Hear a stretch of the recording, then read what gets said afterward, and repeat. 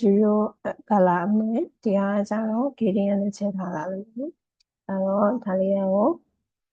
တိုင်းလို့ကြည့်ပါ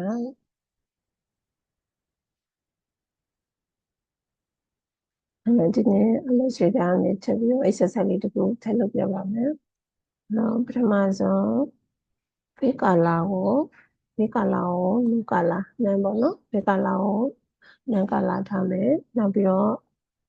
ပန်တူပေါ့နော်ပန်တူတွေကနေပြီးတော့ပန်တူအခုတွေကနေပြီးတော့ပန်တူရယူမယ်ပြီးသွားပြီဆိုတော့နဲ့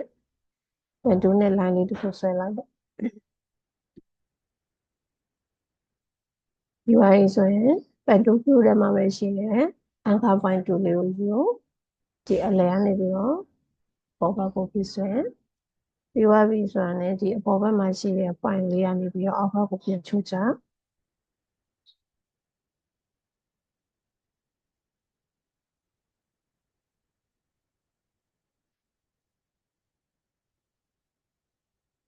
ပြီးရင်ဒီပုံလေးကို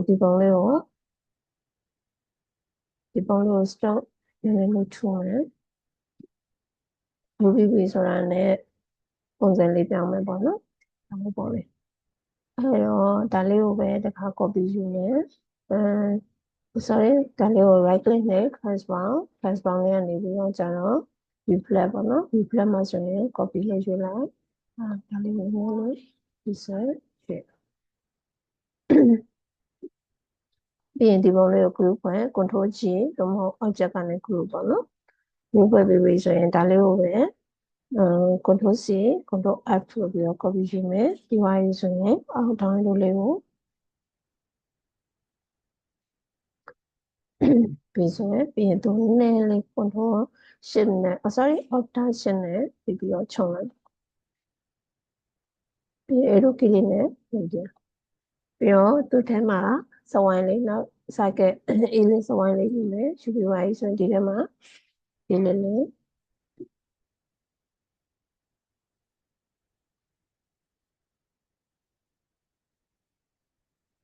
အေးလေးကိုမှ fake color ကိုအမဲအောင်ထားမယ်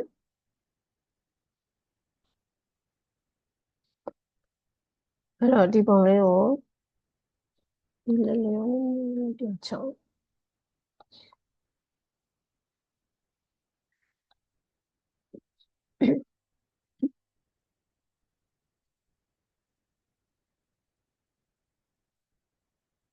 ဒါလေးကို group ဖွဲ့မယ် control G သို့မဟုတ် object ကနေ group နော် group ဖွဲ့ပြီးတော့ကျတော့ဒီပုံလေးကို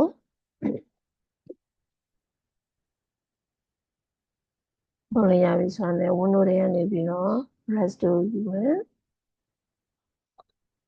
brush ပေါက်ကျလာပြီဆိုရင်ခုလက်ရှိဆွဲထားတဲ့ပုံလေးကိုဒီဘက်ကိုဆွဲထည့်ပြီးသွားပြီဆို pattern brush ကိုယူမယ် pattern brush ယူပြီးပြီဆိုတော့ okay ဆိုပြီးတော့ဒီ pattern brush option ပေါက်ကျလာတဲ့မှာပထမဆုံးဒီအပေါ်မှာရှိတဲ့ထောင်းပုံလေးပေါ့နော်ပထမဆုံးထောင်းပုံလေးရဲ့ထောင်းလို့နဲ့အပေါ်ဆုံးကပုံလေးကိုရွေးလိုက်ပေါ့နော်ရွေးပြီးသွားပြီဆိုရင်ဒီ flip cross လေးကိုအမှန်ချစ်ထည့်ပြီး okay ဆိုဒီထဲမှာဝင်သွားပြီဆိုနောက်ထပ်အေးလေးတူလေးထပ်ဆိုရပါတော့ဒီလေးကိုရှိပြီးနဲ့ပြီးတော့စာကဲပုံဆွဲမယ်စာကဲပုံဆွဲပြီးသွားပြီဆိုတာနဲ့ဒီပုံလေးကိုသူ့ပေါ်မှာနှိပ်လိုက်အဲ့တော့sorry ဒီမှာစက်ထဲလို့ချင်းဒီ please အန်ခါလေးကိုအမှန်စစ်ဖြုတ်လိုက်နော်ဒီ okay ပြီးတော့ apply to stroke ပေါ့နော်ဒါလေးကိုဘေးကလာကိုနန်းထားဒီပုံစံလေးဒီပုံလေးရောက်သွားပြီဆိုရင်အခုဒီပုံလေးကိုမှဘယ်လိုလုပ်မှလဲဆိုတော့ object ကနေပြီးတော့ expand appearance ဆိုလေးယူမယ်ယူပြီးပြီဆိုတာနဲ့ဒါလေးကို control C control F ဆိုပြီးတော့ control F ပေါ့နော်အဲ့လိုယူပြီးသွားပြီဆိုရင် order ရှင်းနေဖြစ်ပြီးတော့အတွင်းဘက်ကိုခြုံမယ်ပြီးရင် rotate လိုက်မယ်အဲ့ဒါလေးကိုလည်း control C control F ဆိုပြီးယူမယ်ပြီးတော့ order နဲ့ 8နဲ့ဖြစ်ပြီးတော့ခြုံမယ်ခြုံတဲ့အချိန်မှာလည်းသူ rotate တစ်ခါထပ်လှည့်မယ်နောက်တစ်ခါ control C control F လိုပဲထပ်ပြီးတော့ order shift နဲ့ခြုံမယ်ပြီးသွားပြီဆိုရင်control C control F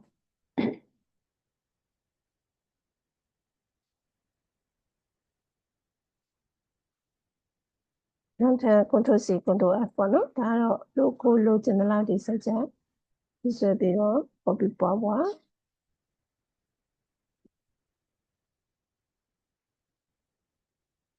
အဲ့တော့ဒါလေးရကြတော့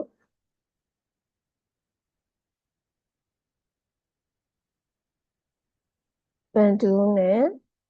တူးနဲ့ပေါ့နော်ဒါ brush tool ထဲမှာ pattern brush သုံးပြုပြီးတော့ကြာတော့ဆွဲထားတဲ့ပုံလေးပေါ့နော်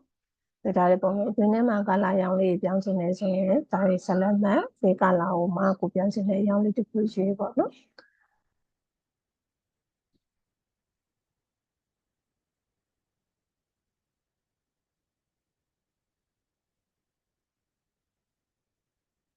ဟိုဒီရောင်လေးတွေကိုမှ gradient ရောင်လေးထည့်ချင်နေဆိုရင် gradient ဘောင်းလေးယူ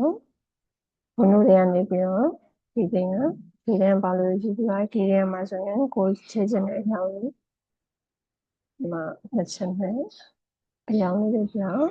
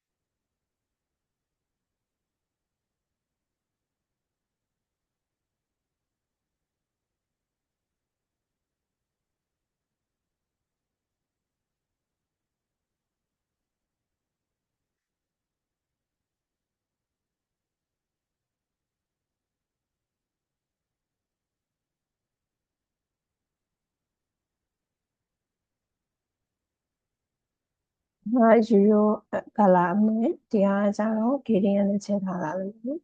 တော့ဒါလေးကိုတိုင်းလို့ကြည့်ပါ